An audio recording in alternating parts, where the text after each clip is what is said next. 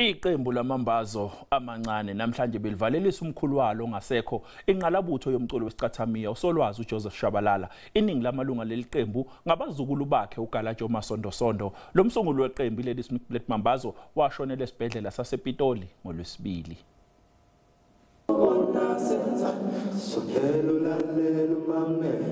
Bahlonipha inqalabutho kwezomculo. Leli qembu elinabazukulu baSolwazi uJoseph Shabalala lutusa-ke uSolwazi ngokubeka lolu hlobo lomculo wesicathamiya ebalazweni lomhlaba. Ukhulu sesivulela indlela manje sekukuthina manje ukuthi sibeke kwizinga eliphezulu. Thube lihle lokuthi manje. Yebo.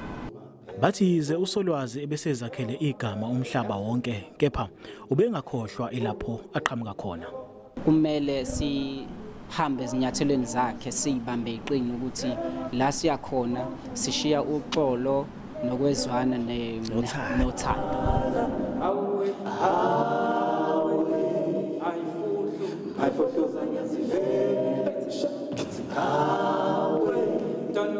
uSolwazi uShabalala uzokufihlwa ngempela sonto yomhla ka-22 kwephezulu. NginguSimphiwe Makhanya wezindaba ze-SABC ngiseThekwini.